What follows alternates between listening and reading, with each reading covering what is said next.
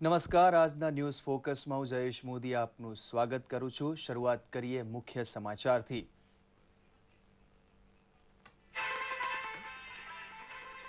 નવા ભારતના નિર્માણ માટે નવો નક્કર દ્રષ્ટિકોણ રજૂ કરતા પ્રધાનમંત્રી મોદી, વણલખ્યા સ્ખલિત ભાષણથી દેશવાસીઓના દિલમાં છવાઈ ગયા મોદી। પ્રધાન સેવકના બિરુદ સાથે નરેન્દ્રભાઈની સરકારી કર્મચારીઓને તાકીદ, હવે નહીં ચાલે મેરા ક્યા તો મુझे ક્યા જેવા ઠાગા ઠૈયા।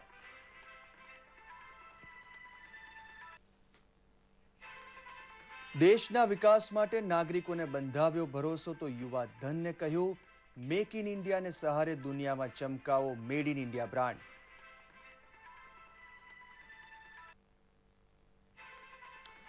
નાણાકીય સમાવેશન માટે લાગુ થશે પ્રધાનમંત્રી જનધન યોજના, ગરીબને મળશે ડેબિટ કાર્ડ સાથે 1 લાખનો મફત વીમો।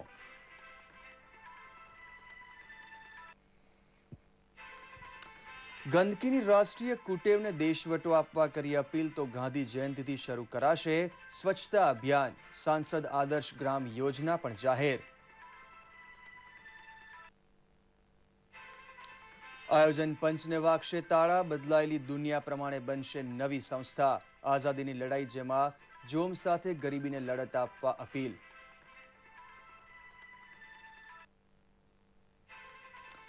લાલ કિલ્લાએ પણ નિહાળ્યું અનોખું ધ્વજવંદન, બુલેટ પ્રૂફ આવરણ થયું ગાયબ તો રાજઘાટ ખાતે બાપુને શ્રદ્ધાંજલિ અર્પણ કરવા પહોંચ્યા મોદી।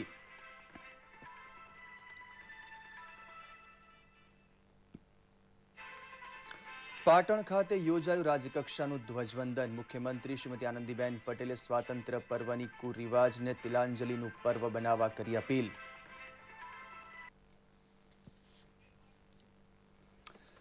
જોઈએ સમાચાર વિગતવાર। 68માં સ્વાતંત્ર્ય દિવસ પ્રસંગે લાલ કિલ્લાની રાંગ ઉપર ધ્વજવંદન બાદ પ્રધાનમંત્રી નરેન્દ્ર મોદીએ કરેલું દેશજોગ પ્રવચન અનેક રીતે અનોખું હતું। બુલેટપ્રૂફ કાચ હટી ગયા હતા તો અસ્ખલિતપણે 1 કલાક સુધી વણલખ્યું ભાષણ કરનાર તેઓ કદાચ પહેલા પ્રધાનમંત્રી બન્યા હતા। તેમના પ્રવચનમાં ભારતના ભાવિનું ઘડતર કરવાની નવી દિશાની વાત હતી તો એક નેતા તરીકે, રાષ્ટ્ર પરિવારના વડીલ તરીકે સમાજને નડતી સમસ્યા પ્રત્યે જોવાની અને ઉકેલવાની નવી નક્કોર દ્રષ્ટિ પણ હતી। પ્રધાનમંત્રી મોદીએ પોતાને પ્રધાન સેવક ગણાવી દેશવાસીઓ સાથે કરેલા સીધા સંવાદની ક્ષણે ક્ષણને વણી લેતો પ્રસ્તુત છે એક રિપોર્ટ।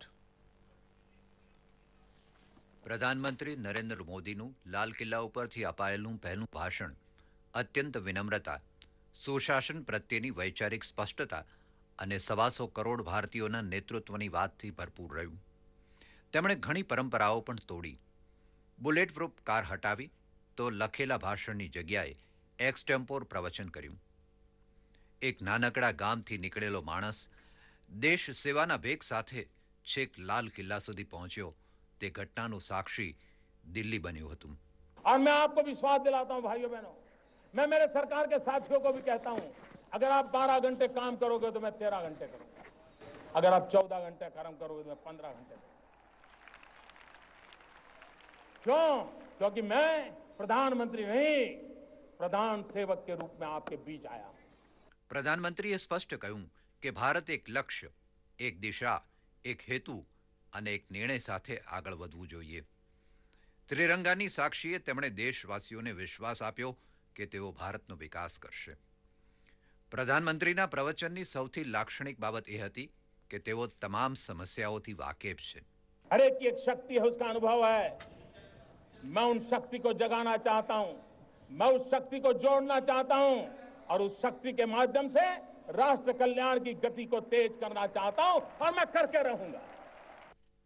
પ્રધાનમંત્રી મોદીએ કહ્યું કે સમાજ ઘડતરથી દેશ ઘડતરની શરૂઆત થાય છે।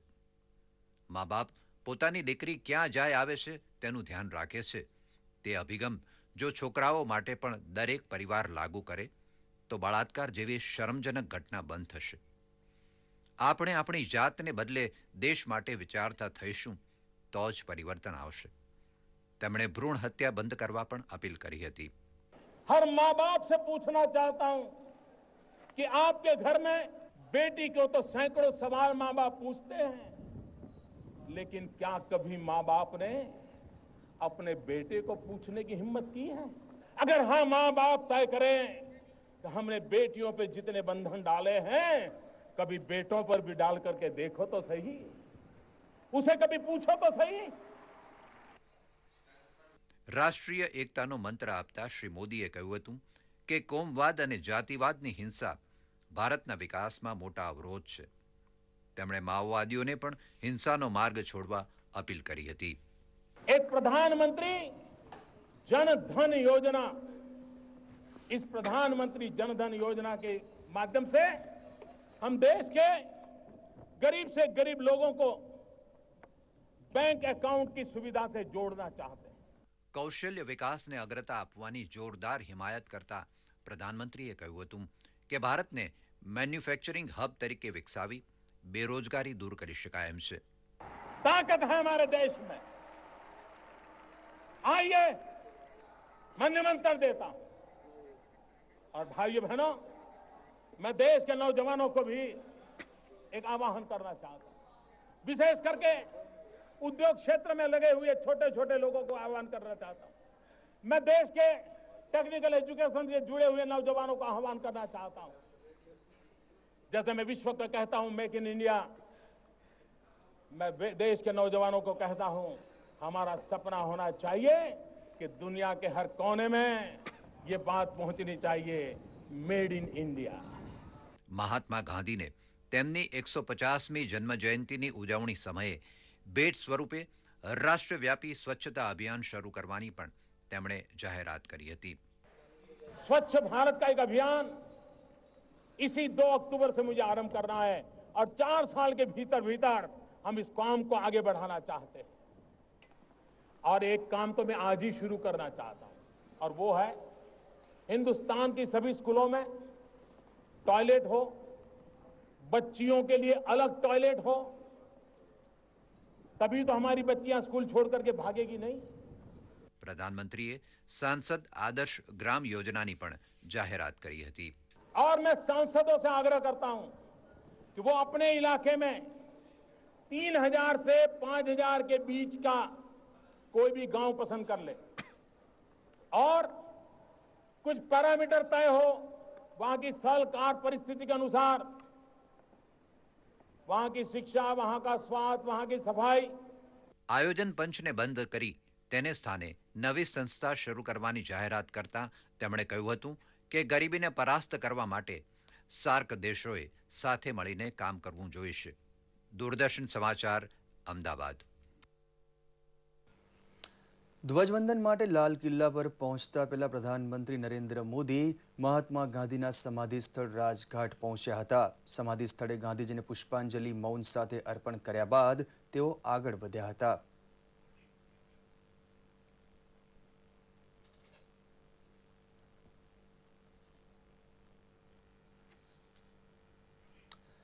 પ્રધાનમંત્રી નરેન્દ્ર મોદી રાષ્ટ્રજોગ પ્રવચન બાદ લાલ કિલ્લાના પ્રાંગણમાં બેઠેલા બાળકો વચ્ચે પહોંચી ગયા હતા અને તમામના જીવનમાં યાદગાર બની રહે તેવી ઘટના તરીકે બાળકોને શુભેચ્છાઓ આપી હતી.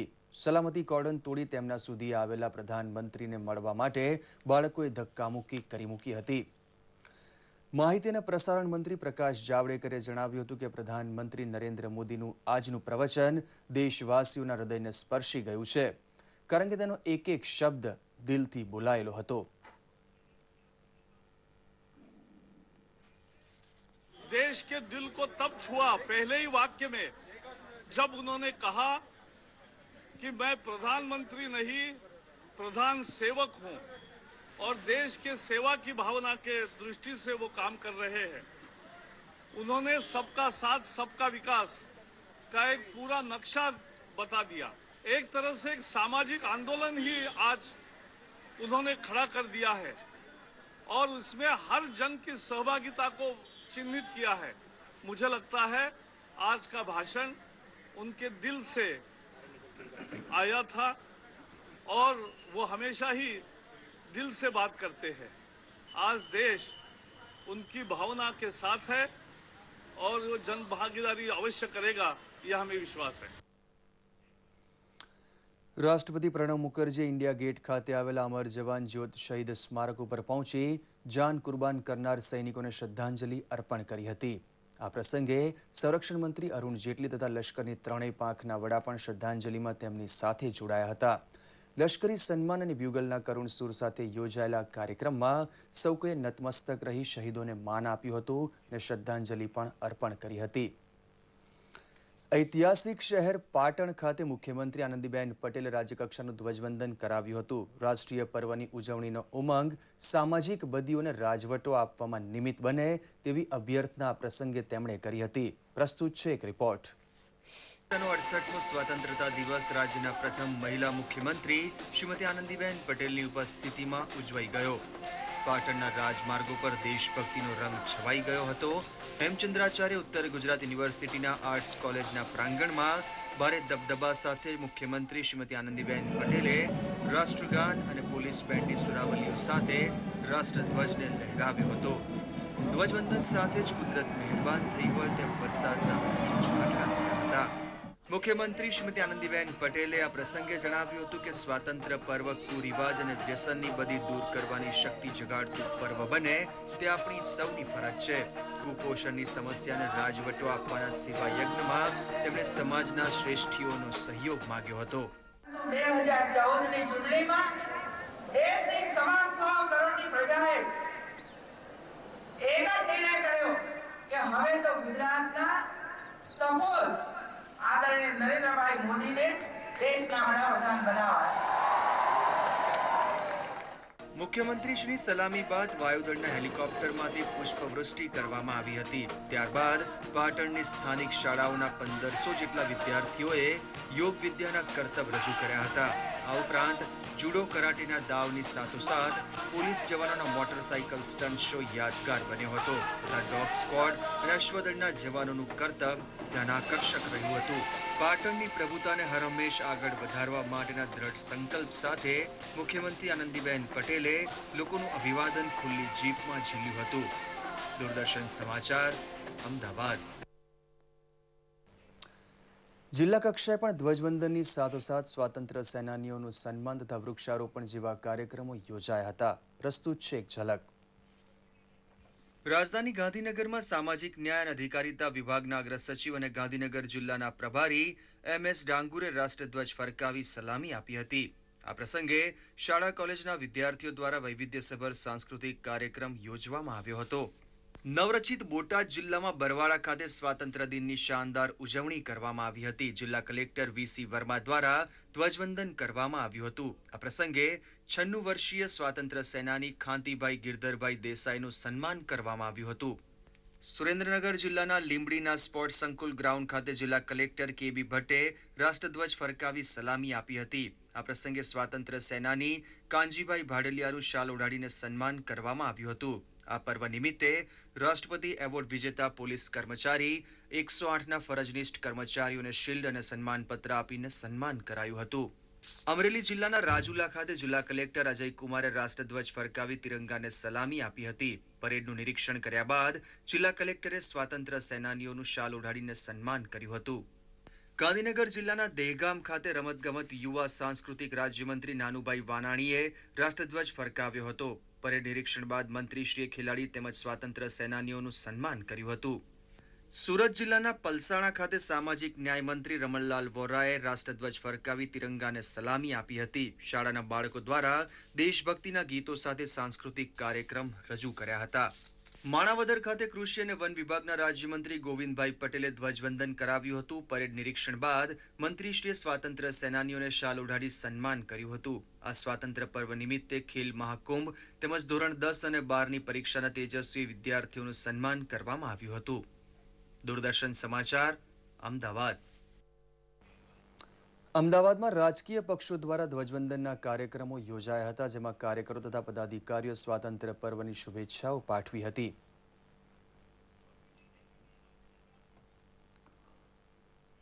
આવેલા ભારતીય જનતા પક્ષના પ્રદેશ કાર્યાલય કમલમ ખાતે ભાજપના કોષાધ્યક્ષ સુરેન્દ્રભાઈ પટેલે ધ્વજવંદન કરાવ્યું હતું. પ્રદેશ કાર્યાલય ખાતે પુરુષોત્તમ રૂપાલા સહિતના પદાધિકારીઓ હાજર રહ્યા હતા. આ પ્રસંગે મોટી સંખ્યામાં કાર્યકરોએ હાજરી આપી સ્વાતંત્ર્ય પર્વની જુસ્સાભેર ઉજવણી કરી હતી. ભાજપના અનેક કાર્યકર્તાઓ વતી ગુજરાતની પ્રજાને જેને કહે છે આ સ્વતંત્ર દિનની શુભકામના પાઠવું છું અને ગુજરાત આપણા દ્વારા આપણા પ્રયત્નોથી વધુ પ્રગતિ કરે એમ ઈચ્છું છું. પ્રદેશ કોંગ્રેસ કાર્યાલય ખાતે પ્રદેશ પ્રમુખ અર્જુનભાઈ મોઢવાડિયાએ ધ્વજ ફરકાવી તિરંગાની સલામી ઝીલી હતી. આ સમયે સેવાદળના કાર્યકરો મોટી સંખ્યામાં હાજર રહ્યા હતા. તેઓએ આ પર્વ નિમિત્તે દેશમાં દલિત, આદિવાસી, લઘુમતી વર્ગને ન્યાય અપાવવા સાથે મળીને કામ કરવાનું આહ્વાન આપ્યું હતું. લોક જનશક્તિ પાર્ટી દ્વારા જુહાપુરા ખાતે પ્રદેશ પ્રમુખ મુકેશ ગુર્જરના હસ્તે ધ્વજવંદન કરવામાં આવ્યું હતું. આ સ્વાતંત્ર્ય પર્વ નિમિત્તે પક્ષના પદાધિકારીઓ, કાર્યકરો અને સ્થાનિક રહીશો હાજર રહ્યા હતા. મુકેશ ગુર્જરે સ્વાતંત્ર્ય દિનની શુભેચ્છાઓ પાઠવી હતી. રાજકોટ ખાતે આવેલા દૂરદર્શન કેન્દ્રમાં યોજાયેલા ધ્વજવંદન કાર્યક્રમમાં અધિકારીઓ તથા કર્મચારીગણ દ્વારા તિરંગાને સલામી આપવામાં આવી હતી.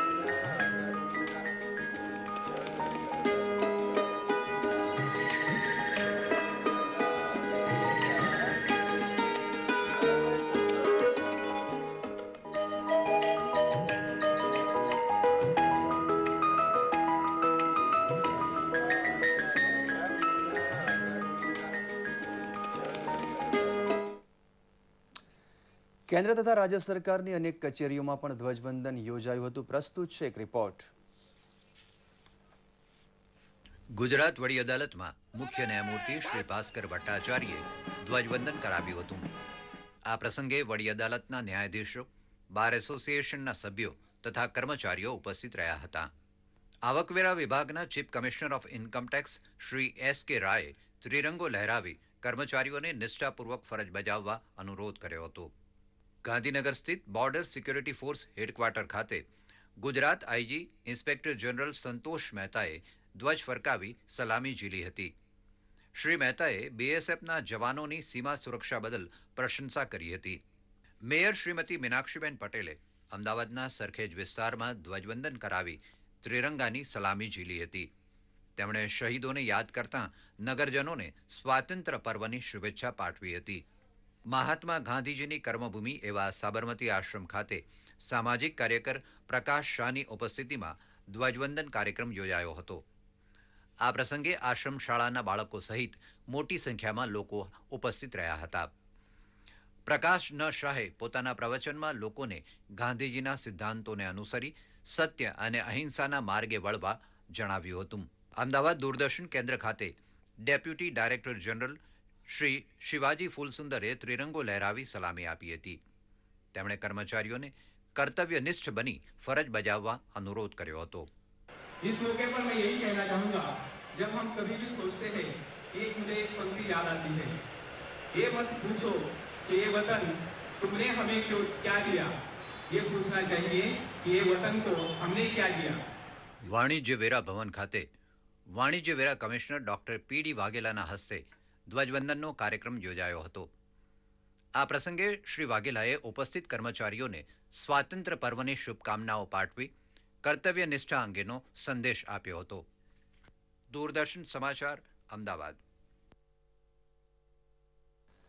પોરબંદરની શ્રીરામ સ્વિમિંગ ક્લબના યુવાનોએ અરબી સમુદ્રમાં તિરંગો લહેરાવ્યો હતો. યુવાનોમાં રાષ્ટ્રપ્રેમ સાથે સાહસ અને શૌર્યની ભાવના પ્રગટે તેવા ઉમદા હેતુથી છેલ્લા ઘણા વર્ષોથી પ્રજાસત્તાક અને સ્વાતંત્ર્ય પર્વ નિમિત્તે દર વર્ષે પોરબંદરના સમુદ્રમાં ક્લબ દ્વારા ધ્વજવંદન કરવામાં આવે છે. સવારથી દરિયામાં ફરકતો રાષ્ટ્રધ્વજ દિવસભર રહેશે. સાંજે સૂર્યાસ્ત સમયે ક્લબના સભ્યો દ્વારા ફ્લેગ ઓફ કરવામાં આવે છે.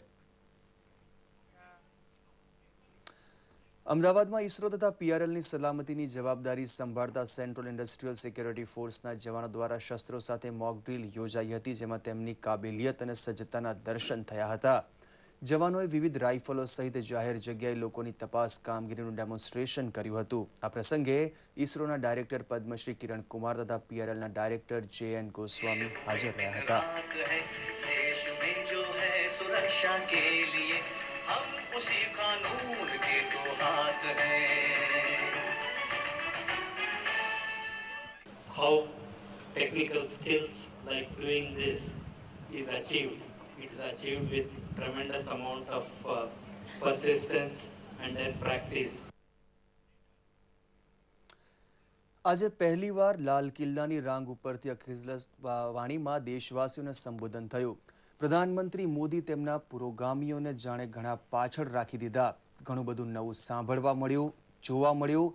જનમાનસને સીધો સ્પર્શ થાય તેવી વાણીમાં સચ્ચાઈનો રણકો હતો. તો નવી દિશા પ્રદાન કરતા નેતાઓની શેક. હૃદયસ્પર્શી વાતમાં ક્યાંક ઠપકો હતો તો ક્યાંક પ્રોત્સાહન. સમસ્યા ઉકેલનો નવો અંદાજ પણ પ્રધાનમંત્રી શ્રી નરેન્દ્ર મોદીએ પેશ કર્યો હતો. તો આ વિશે ચર્ચા કરવા સ્ટુડિયોમાં ઉપસ્થિત છે શ્રી દિનેશ શુક્લ, કે જેઓ જાણીતા રાજકીય વિશ્લેષક છે. નમસ્કાર સાહેબ, આપનું સ્વાગત છે અમારા સ્ટુડિયોમાં.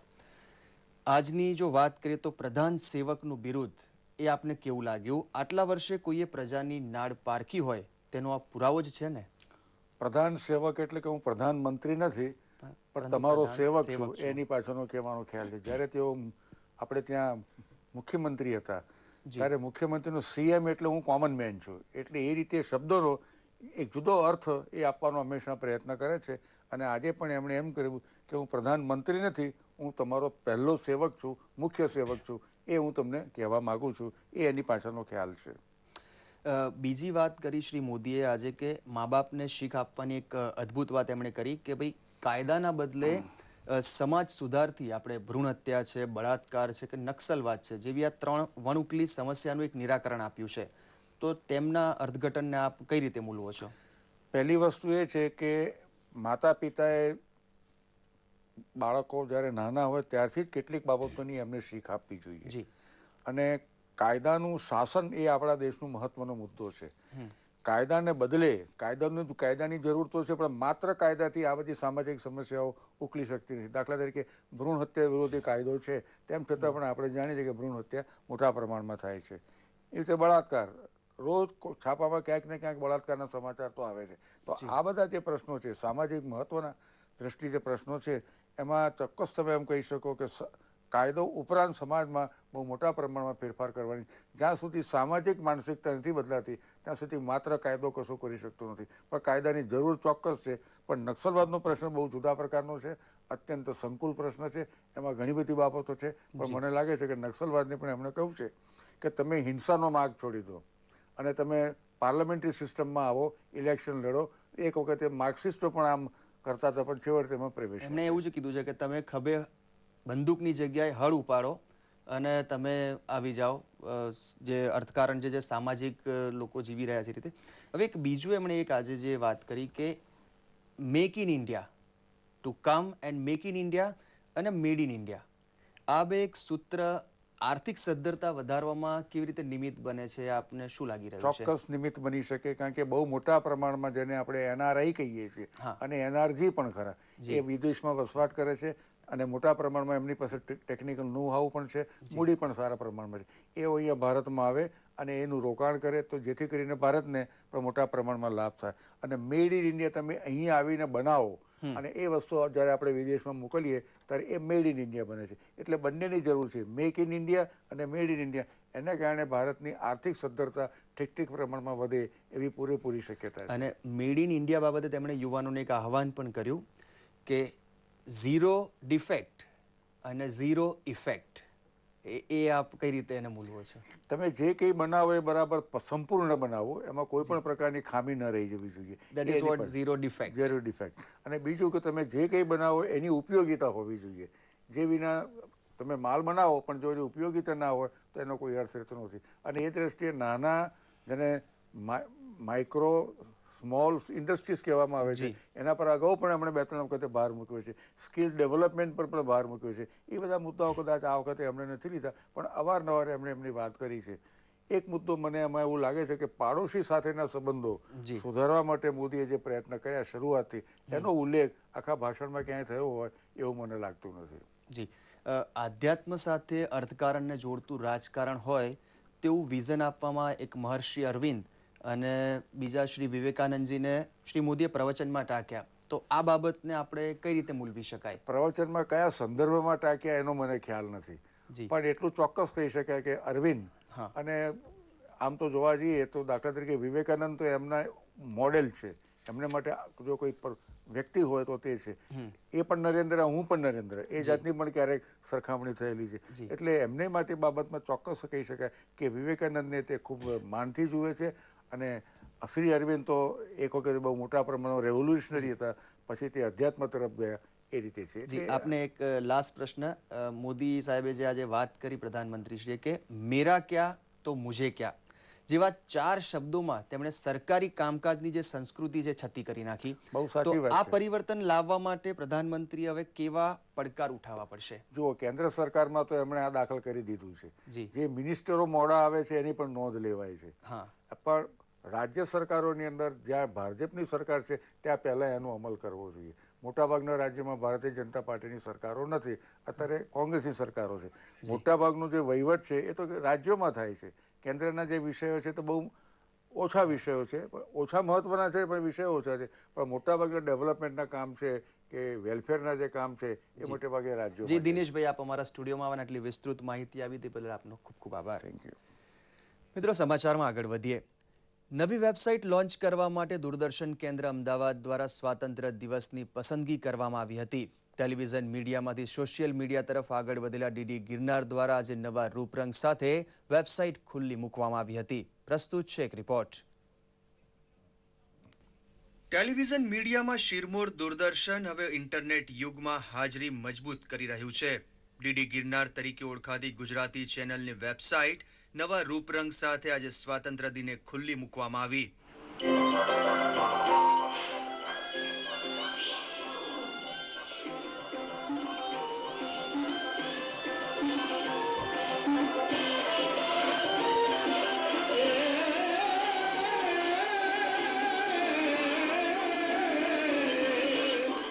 આપણી સંસ્કૃતિ, આપણી ઓળખ, ડીડી ગિરનાર.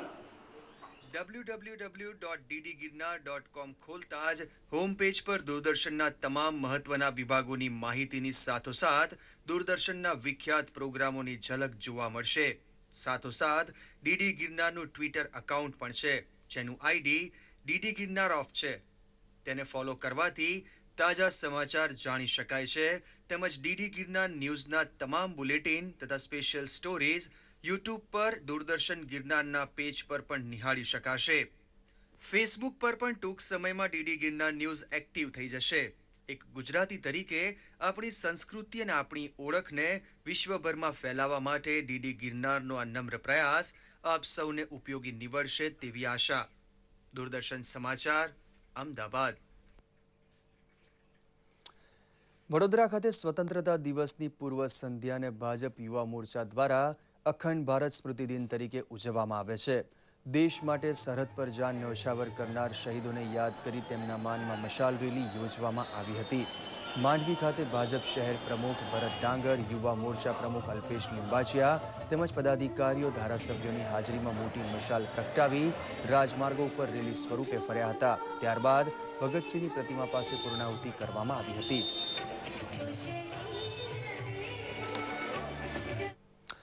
તો આ સાથે જ આજનો ન્યૂઝ ફોકસ અહીં સમાપ્ત કરીએ છીએ. નમસ્કાર.